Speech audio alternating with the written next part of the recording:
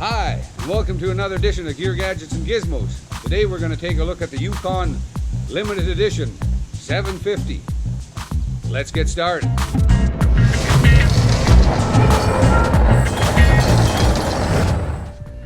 So here we are. I thought I'd make a video of the new Yukon by Voltbike, their limited edition version. I've seen a few videos online, and a number of them have been from past models, and I just wanted to go over this, give you a little rundown of the new improvements, some reports on how it works for the last 3 weeks, going back and forth to work, putting over 300 kilometers on it, and we'll give you that report, and we'll go through all the different details, so stay tuned. Alright, we're going to go over the handlebars and some of the improvements that they've made with the handlebars over the years. They've changed the grips on the ends here to these nice leather, retro, really nice. They feel really well, really nice. And then here's your throttle and your on-off throttle. The only thing is I'm not sure how well these threads will wear, but we'll see how that goes. Then you got your 7-speed Shimano shifter right here, and that works really well. Then you got your little compass and bell. Now I don't know if you're going to use the compass very often, but the bell, that retro sound, really transfer the sound forward, and that's where you need it. When you hit that, you'll notice that people in the front of you are going to really notice that you're coming, and since you're coming at a fair speed, it's a good idea to have that. So it's and I can understand the sound, because the originators from Voltbike, I think, are from Europe somewhere, and that's a typical European bell sound there. Then you got your controller here. So we're out here, and I wanted to get the owner to kind of run through the controls for us here. He knows a little bit more than I do. So take it away, Dave. Well, I'm still learning it myself. It's only been a month, but I know my way around a little bit. To turn it on, you simply hold the on button here for a couple of seconds and it fires up. The first screen is basically an entry screen. It's showing you that you're in Power Assist 1, and I'm going, of course, 0 miles per hour. Now, to go from screen to screen, you simply push the button again, and that's your max speed. That's your speed. This will be your odometer. I've gone 392 miles so far. And then you also have a time option where you can reset the time by holding the up and down at the same time, and that resets it. But pretty well you don't use it much. You're using the up and down 90% of the time. And keep it at 9, and you put 90 miles on this thing in the last 4 weeks work. And how's that been going? It's been great. Loving every minute of it. Saving money on fuel. Now 50. The other thing here is when you push the button twice quickly, you're going to access a whole nother set of screens. Now this screen here is showing 57 miles per hour. It was my max speed. Sorry, that's just an entry speed at a time. The BL indicates backlight. I can control how much brightness the screen will actually display between 1 and 5. And that's the wheel diameter. For some reason there, I can adjust the wheel diameter apparently. I've got 26-inch wheels. It was factory set for 28. I'm assuming it's because of the size of the tire. Because of the fat tires, that adds to the so I'm not going to play with that. Yeah. Now this is also a screen here. It'll you can access the voltage the bike runs at. Now I know it's a 48 volt battery, so again I'm not going to play with that one either. They do recommend. I did notice in the manual that says don't really mess with some of those things. So you can, now, but on your own risk. To access your password, it's set for 1919 right from the factory. I haven't reset it. I don't plan on going into that too often, so 1919 works with me. But you have to run through it, and once you do, you can adjust the speed limit set. Now again, it's factory limited to, I believe it was 32 kilometers an hour. Right. And again, I'm not going to play with that. But that's for regulations, exactly. And you don't want to mess with that, because then your bike won't fit regulations, and they've set it for that. So, all right, Dave. Well, thanks a lot for running through that, and I think we're going to do that another video another time, and really go through it as we go forward. There we go.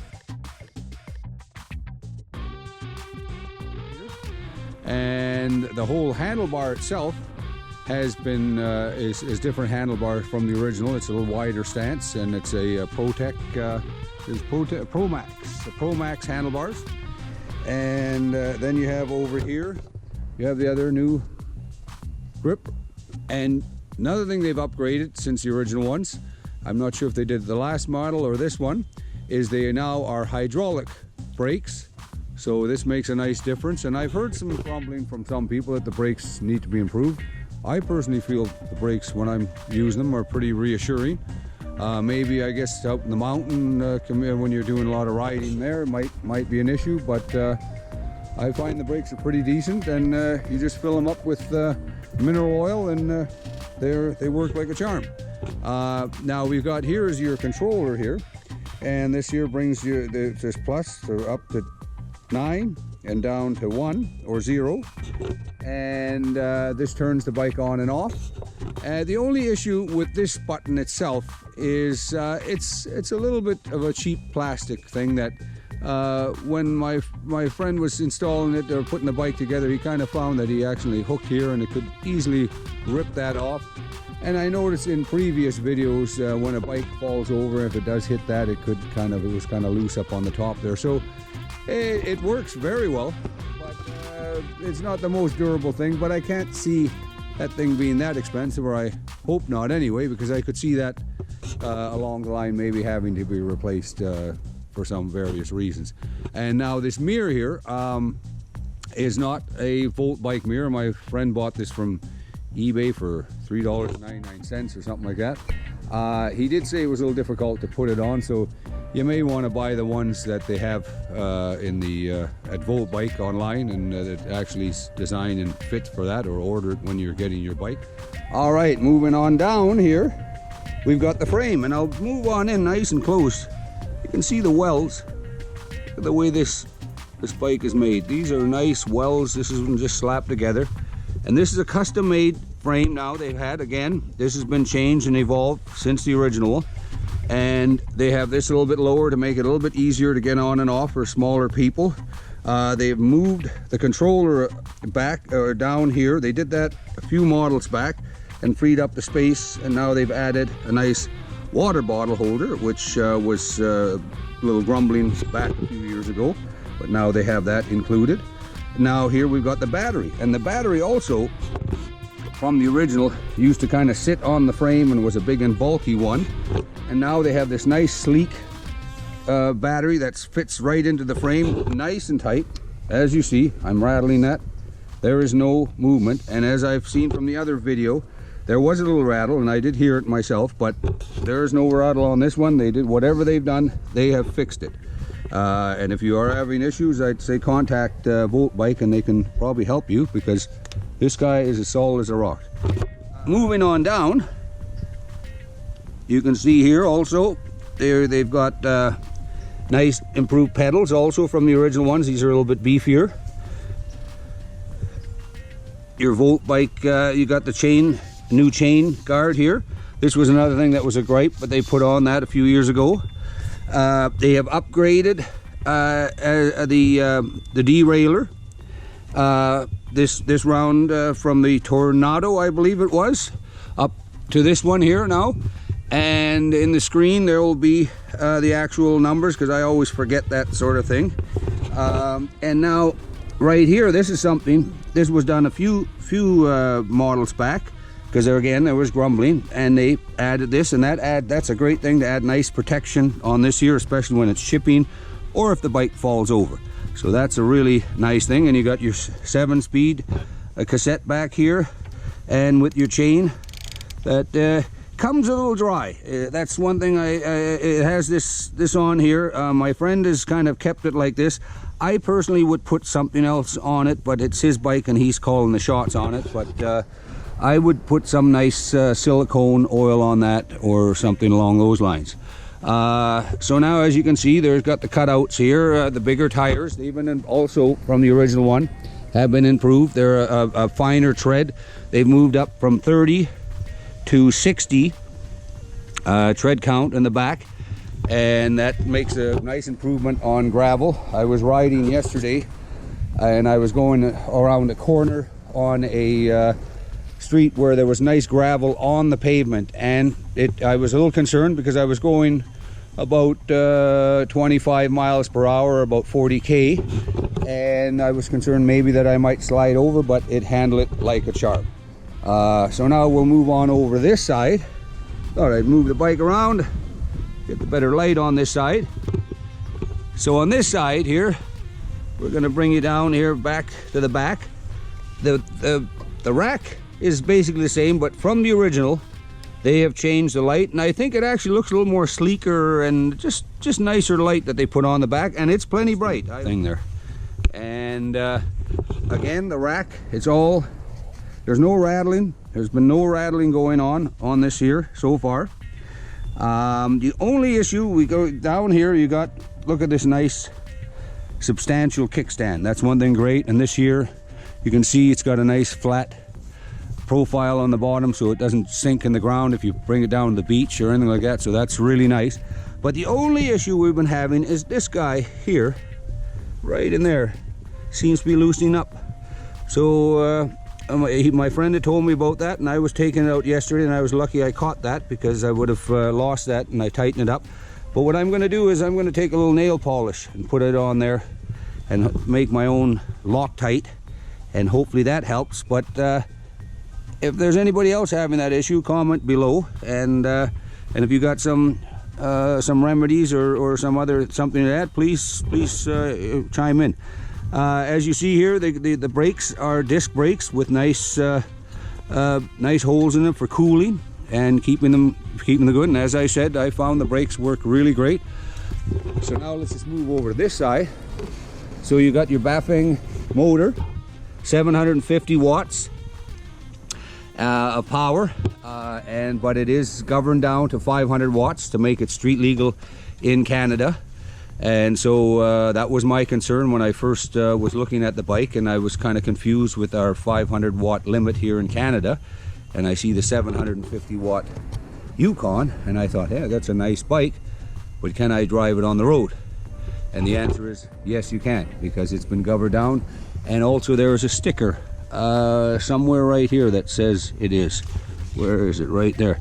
There it is, right in there. I don't know if you can see that, but this vehicle is powered assisted bicycle, and I can't see that, all the requirements, University Canada Motor Vehicle Safety Regulations. So it meets the Canada Motor Vehicle regulations, and it's important that that sticker is on. So this is street legal. All right, another thing they've changed along the way, I think they've improved the seat. There has been some grumblings on the seat that it's not comfortable. I find it not too bad myself, but some people might find it not so great. A great alternative I heard from another guy's video, that there is and I'll put it in the description below, and I'll write it on the screen when I get to the computer later, is there's a nice seat that you can replace it with that actually acts as a lock, and you take away the seat, and it's a nice comfortable seat. And so I thought to give you a little size comparison to get your gauge on, to see how big that bike is. I'm 5'9". This is a 26-inch Corso bike from Sport Check, and it's a regular size mountain bike, not super big, just your typical decent size mountain bike. So there you have your mountain bike.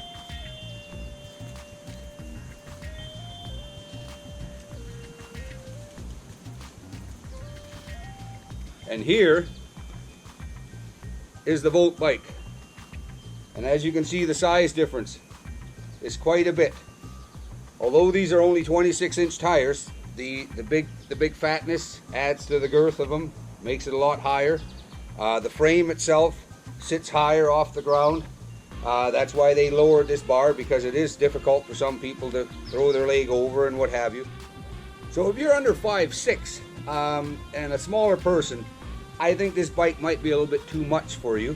And the Marina or the Urban or the Elegant might be a better bike for you.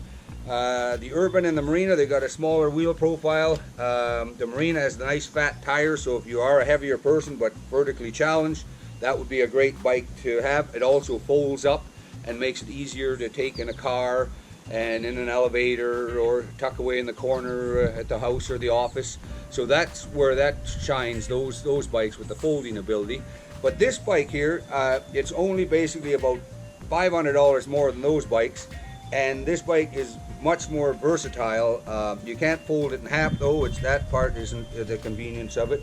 But to cruise around with, typically on bad roads, which often, like this city that I live in, we got potholes all over the place. There's manhole covers that are all shifted around, and so any regular bikes, it really is quite a hazard. But when you're on this here bike, you can feel quite confident, and when you're sitting up, and with the speed that you're going, if you pick the right streets, you're just kind of really going along with the traffic. And it really is kind of a fun feeling when you are biking along and you're not pedaling like crazy, and you're seeing the cars just kind of slowly going by you, and they're looking at you and seeing what's up with that guy. And that is part of the fun part of riding this bike. You really can get cruising along, and with minimal effort. But if you want to work harder, you can just dial her down to 1 to 9, and you'll get that gallop that gets you going. And when hills come along, you don't really get affected by them. You just kind of keep moving along. And I was yesterday driving along, and there was a woman going up a hill, and she's pumping away on her bike, and I came along and I just kind of nipped up the hill. And normally you get a look from those people, but it sure is fun. And then you come down the other side, you can go fast, and that is the nice part about this bike, that it's a lot of fun. Look at that smile. It's amazing. It is beautiful. Oh my gosh. GoPro. So I thought I'd maybe take this fella out for a little ride here, give you a little idea of how it works. Oh, gotta turn it on. Turn it on. And right away, there's that little boost.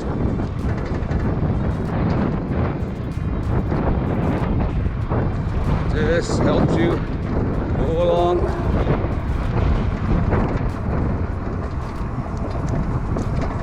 Tweak that speed up, and then it gives it a little bit more of a gallop, and it sure is fun. Oi.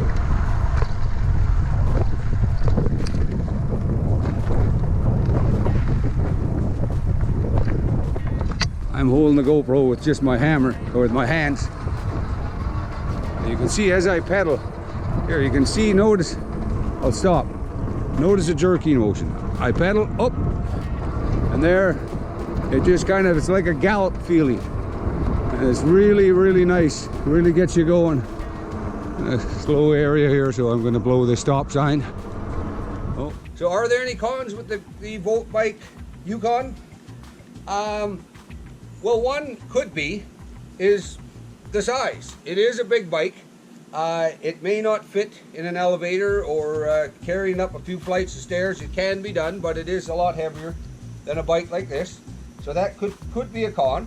The quality of it is very good. The other con that I've heard of is customer service. Sometimes can be a little difficult for them getting back to you with emails and things, and they get bogged down. But once you have a bike, they do stick with you, and they do give you good customer service and help you repair your bike if there is issues. I have read that also. I think just they're a new company, and they're experiencing some growing pains, and certain times, because there's big rushes, things get a little backlogged.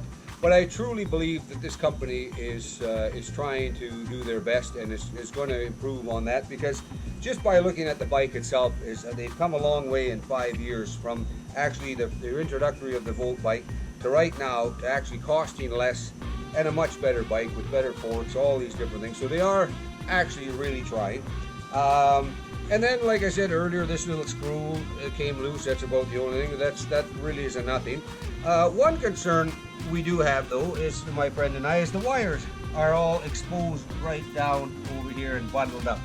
Now, driving on the street, it won't be an issue, but I could see if you're out in the back in the woods and that could be a vulnerable little place there.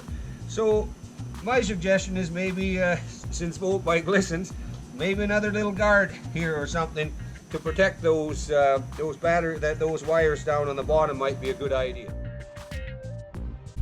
So there you have it, my review and first impressions of the Voltbike Yukon Limited Edition. I hope this review has been helpful for you and has helped you decide if this bike is for you. If you do decide to buy one of these bikes, please let George know that Pete from Gear Gadgets and Gizmo sent you. And please comment below if you have any questions, because we are going to do some follow-up videos in the winter time. We're going to, in a few months from now, when it's winter, we're going to take a look at it, how it performs in the winter time out in the snow. So stay tuned for that. So until next time, this is Pete from Gear Gadgets and Gizmos.